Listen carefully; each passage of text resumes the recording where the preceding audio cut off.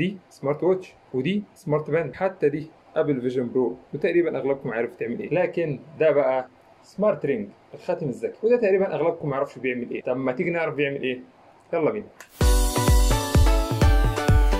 طبعا لما تيجي تطلب الخاتم ده من الموقع بيحتاج منك المقاس، واغلبكم ما يعرفش مقاسه كام، فانت عندك حلين. لو انت عارف المقاس هتطلب على طول، ولو مش عارفه هتطلب يجي لك ماكت. الماكت ده بيبقى موجود فيه كل المقاسات، عباره عن نفس الخاتم بنفس ابعاده بنفس كل حاجه بس بلاستيك. بتجرب المقاس اللي هيناسبك واللي هيتمشى معاك عادي، وبتطلبه بعد كده، وبتحتفظ بالماكتات دي زي ما انت عايز، وده ببلاش. ده طبعا بعد ما تكون دفعت فلوس الخاتم، يعني مش قبلها. يعني مش هتطلب وبعد كده هتفكر تطلب الخاتم ولا لا، ما تشغلش دماغك. والخاتم الصغير ده مصنوع من التيتانيوم، وجوه الحلقه دي موجود فيها شويه مستشعرات وبلوتوث وبطاريه. ده طبعا مع مراعاه ان وزنه يبقى خفيف ويكون مريح في ايدك. ده غير ان انت هتقدر تنزل بيه المايه لحد 50 متر. بيجي محمي من المايه والاتربه بمعماريه IP68 زي اللي بتيجي في الموبايلات، والمفروض ان هو بيجي مقاوم للخدش، بس هو مع الوقت هيتخدش منك شويه. بس اهم حاجه تتاكد ان المستشعرات اللي هم اللي موجود عليهم الحتتين دول موجودين تحت صباعك، يعني تلبسهم تحت صباعك مش فوق، لان الشركه هنا بتقول ان هي تاخد احسن نتائج لما تلبسه بالطريقه دي، او ده اللبس الصح ليه، لانه من تحت الصباع بياخد جوده اعلى. تمام بقى، لحد هنا زي الفل. ممكن يكون بقى بيعمل ايه الخاتم ده؟ اول حاجه بيقيس معدل ضربات القلب على مدار اليوم كامل، وكمان يقدر يقيس لك نسبه الاكسجين في الدم. ده غير انه يقدر يقرا درجه حراره الجلد، يعني يقدر يقول لك درجه حرارتك كام. ده غير ان هو بيقدر يتبع النوم بشكل دقيق جدا، ويقدر يقول لك جوده نومك قد ايه، نمت قد ايه متوسط، نمت قد ايه، رمشات عينك بالتفصيل، ادق من الساعه والبند بكتير جدا. ده غير ان في سنسور مقياس التسارع 3D بيقدر يتبع اللياقه البدنيه اوتوماتيك، وبيحسب لك حرق السعرات الحراريه والخطوات اللي مشيتها في اليوم وكده. وكل ده بيفضل يراقبه باستمرار على مدار اليوم كله، ده عشان يقدر يقرا الروتين اليومي بتاعك، يحفظك بمعنى اصح، يعرف انت بتعمل يوم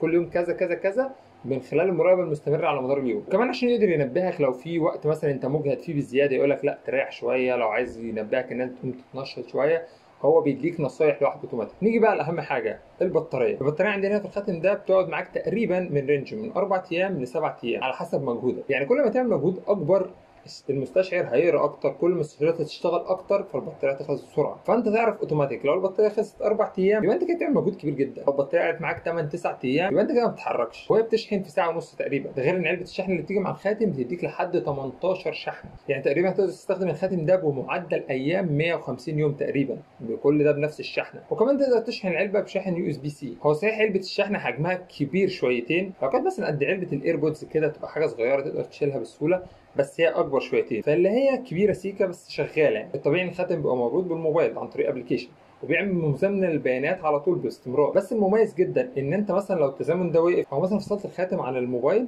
لفتره معينه، يقدر الخاتم يفضل محتفظ بالبيانات لحد 7 ايام. فاكيد انت في الفتره دي تكون وصلت الموبايل او شغلته، فهيقدر ينقلك كل البيانات اللي على الخاتم على الموبايل، فدي حاجه كويسه جدا يعني. وطبعا من خلال تطبيق الموبايل تقدر تتابع كل حاجه، تقدر تتابع ادق تفاصيل يومك. نيجي بقى الحاجه اللي تزعل، سعر الخاتم ده $279، يعني تقريبا عامل 9000 جنيه. هو كتير شويه بس بيضمن لك تفاصيل ادق بكتير.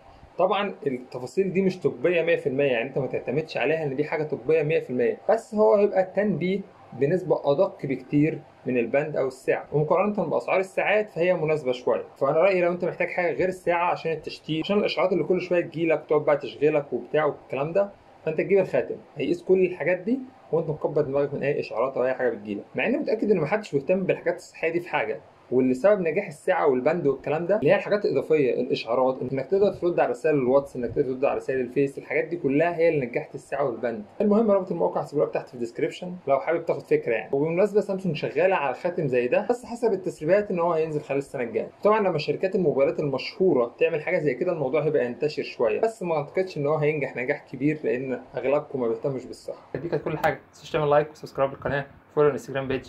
انا احمد زيرو، اشوفكم في فيديو جديد.